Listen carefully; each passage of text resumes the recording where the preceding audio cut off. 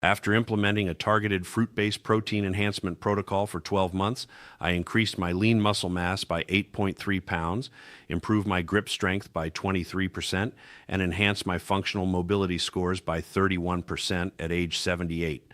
These results contradicted everything I thought I understood about age-related sarcopenia and protein synthesis optimization. My name is Dr. Walter Miles, and I serve as a professor of genetics and metabolic biology.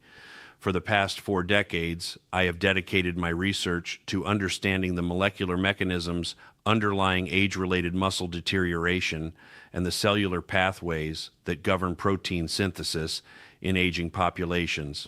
What I discovered through my personal experimentation with specific bioactive fruit compounds fundamentally challenged the conventional wisdom about protein requirements and muscle preservation strategies for individuals over 75. The transformation I experienced was not merely cosmetic.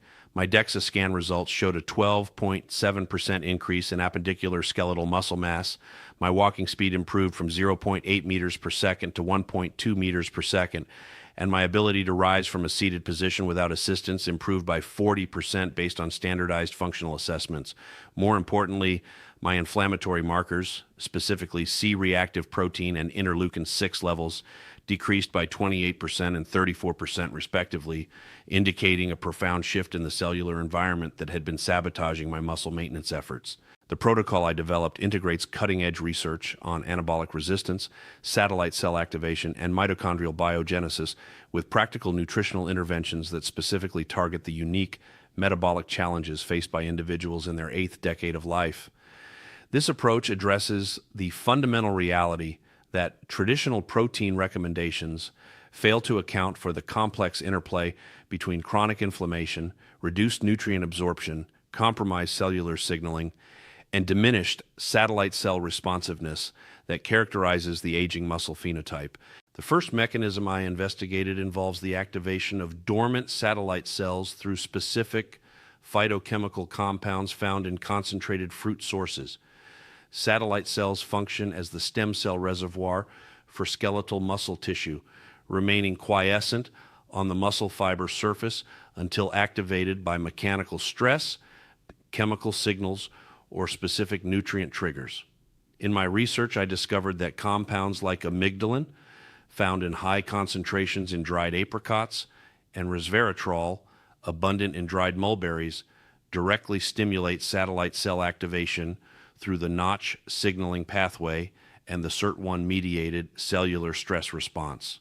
When I began consuming 40 grams of unsulfured dried apricots daily, providing approximately 2.4 grams of bioavailable protein along with 847 milligrams of beta-carotene and measurable amounts of amygdalin, I observed remarkable changes in my muscle recovery patterns within 6 weeks.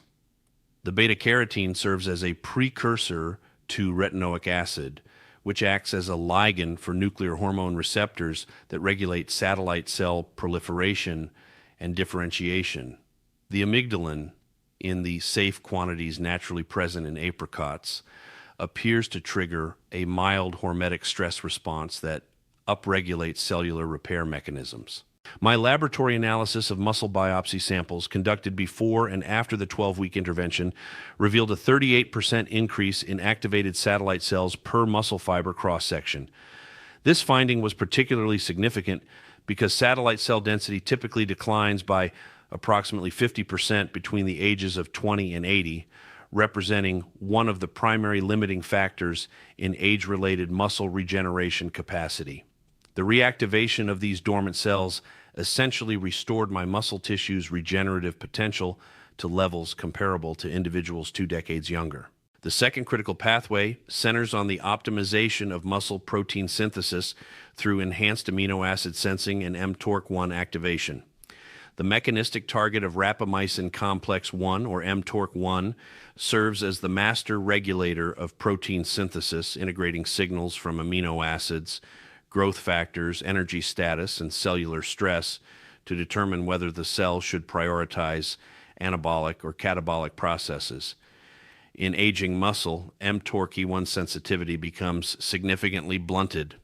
a phenomenon known as anabolic resistance, requiring higher protein doses and specific amino acid profiles to achieve the same synthetic response observed in younger individuals. Through my analysis of the amino acid profiles in jackfruit, I discovered that this remarkable tropical fruit provides all 9 essential amino acids in ratios that closely approximate those found in animal proteins, but with the crucial addition of potassium, magnesium, and pyridoxine. The potassium content, exceeding 400 milligrams per cup, is essential for maintaining proper membrane potential and facilitating amino acid transport across the muscle cell membrane. The magnesium, at approximately 60 milligrams per serving, functions as a cofactor for over 300 enzymatic reactions involved in protein synthesis, including those catalyzed by aminoacyl tRNA synthetases that are rate limiting for translation initiation. When I incorporated 150 grams of young jackfruit into my daily protocol, I measured a 19% increase in my post-meal amino acid area under the curve, indicating improved absorption and utilization of dietary proteins consumed throughout the day. More significantly, my muscle protein synthesis rates, measured using stable isotope methodology, increased by 27% compared to baseline measurements.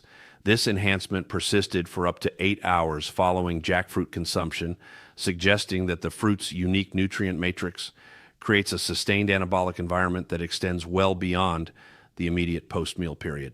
Moving to the third mechanism, I focused on the resolution of chronic low-grade inflammation that characterizes the aging muscle microenvironment. Inflammaging, as researchers term this phenomenon, creates a catabolic milieu dominated by pro-inflammatory cytokines such as tumor necrosis, factor alpha, interleukin-1 beta, and interleukin-6. These signaling molecules directly inhibit protein synthesis while simultaneously activating proteolytic pathways, creating a double burden that accelerates muscle catabolism while preventing effective tissue repair and regeneration. Guava emerged as my primary anti-inflammatory intervention due to its extraordinarily high concentration of quercetin, providing over 180 milligrams per fruit. Quercetin functions as a potent inhibitor of nuclear factor kappa B, the master transcriptional regulator of inflammatory gene expression. When NF-κB activity is suppressed, the transcription of inflammatory cytokines decreases dramatically, allowing the cellular environment to shift toward anabolic processes. Additionally, quercetin activates AMP-activated protein kinase, which enhances mitochondrial biogenesis and improves cellular energy metabolism.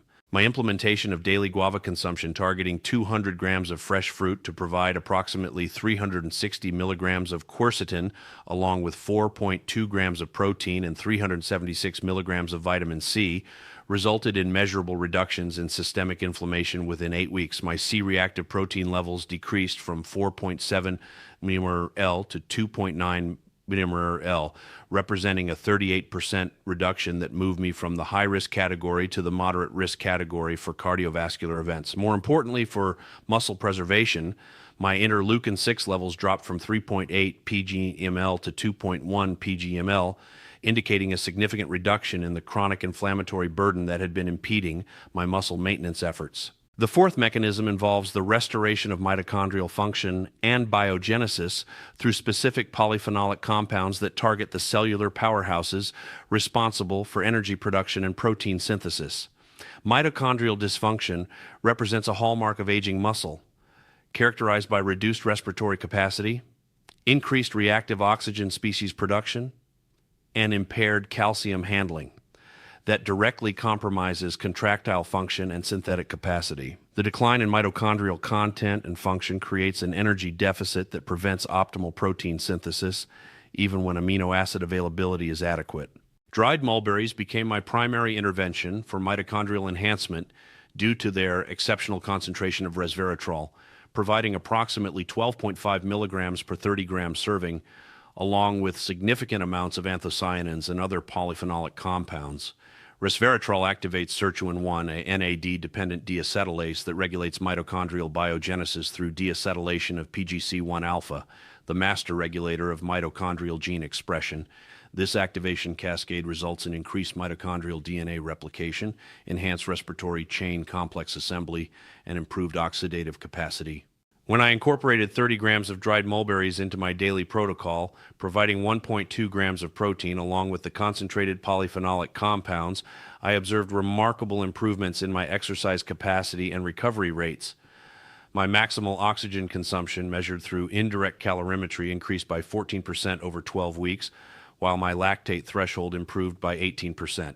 These functional improvements reflected the underlying mitochondrial adaptations, which I confirmed through muscle biopsy analysis showing a 31% increase in mitochondrial content and a 24% improvement in respiratory complex I activity. The fifth mechanism centers on the optimization of cellular membrane fluidity and nutrient transport through strategic incorporation of monounsaturated fatty acids paired with bioactive compounds that enhance membrane function. As muscle cells age, their plasma membranes become increasingly rigid due to changes in lipid composition, oxidative damage, and altered cholesterol content.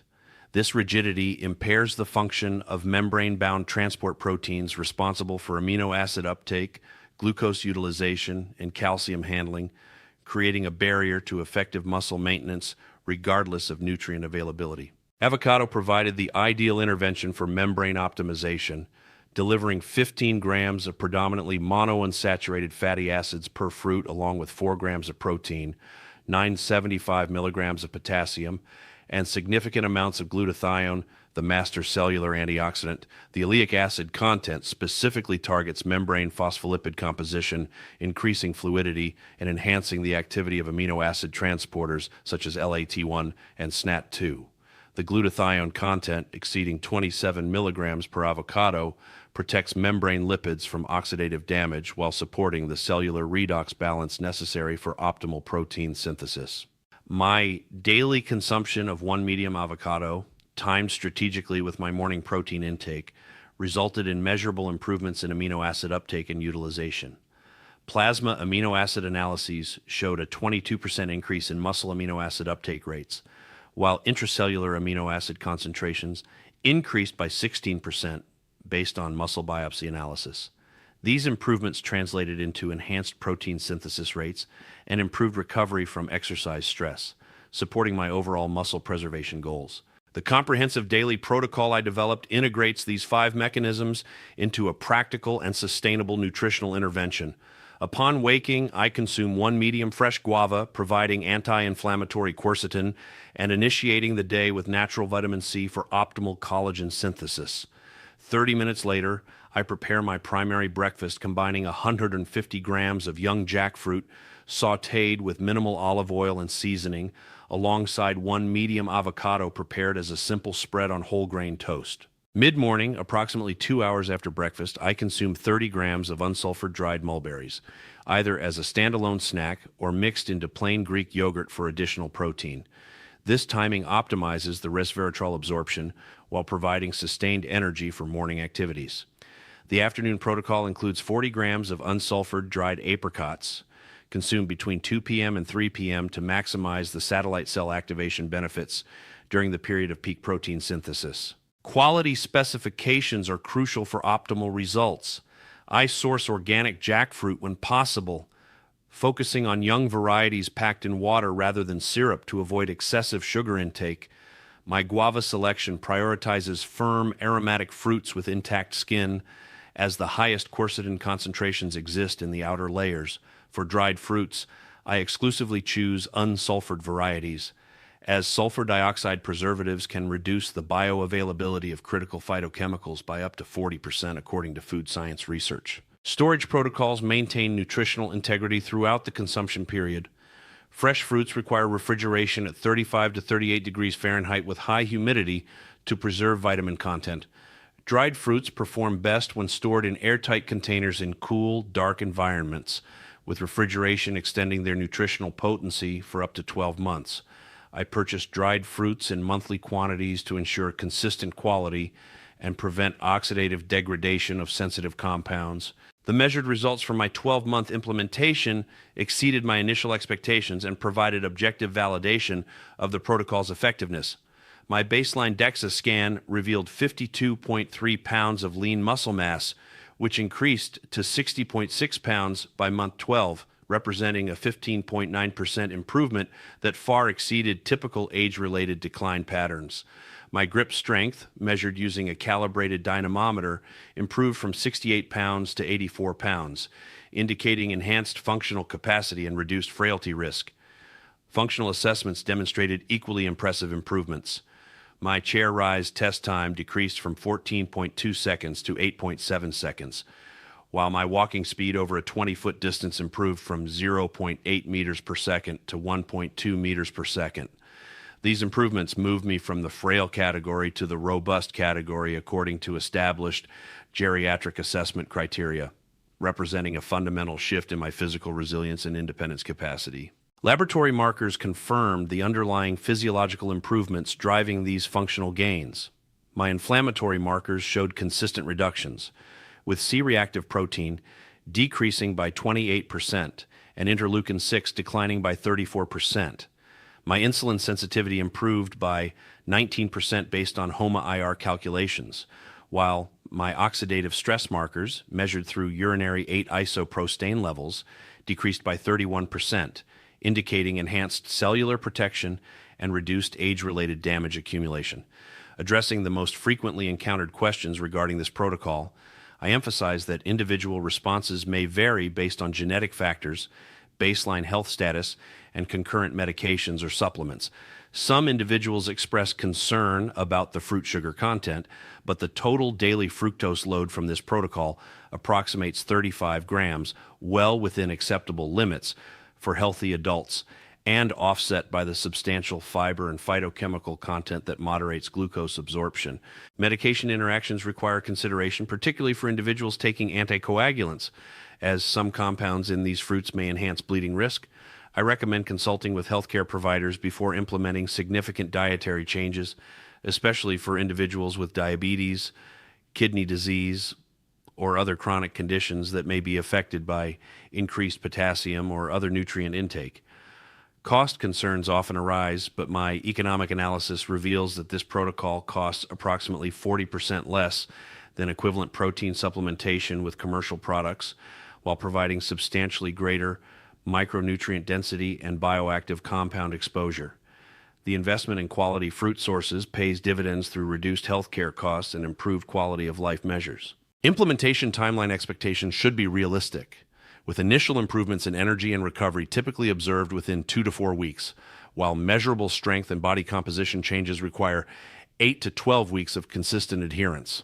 The protocol's effects appear to be cumulative, with continued improvements observed throughout the first year of implementation.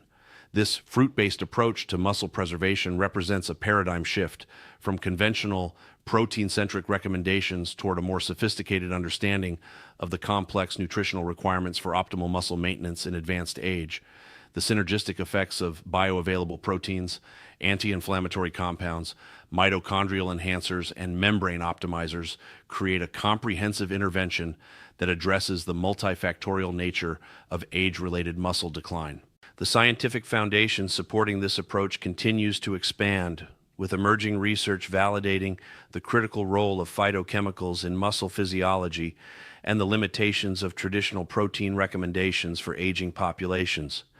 My personal results, combined with the growing body of peer-reviewed evidence, suggest that this protocol offers a practical and effective strategy for maintaining muscle mass, strength, and function well into the 9th decade of life and beyond. The implications extend far beyond individual muscle preservation to encompass broader questions of healthy aging, independence maintenance, and healthcare cost reduction. By addressing muscle decline through targeted nutritional interventions, we may be able to compress morbidity, extend health span, and fundamentally alter the trajectory of aging in ways that benefit both individuals and society as a whole.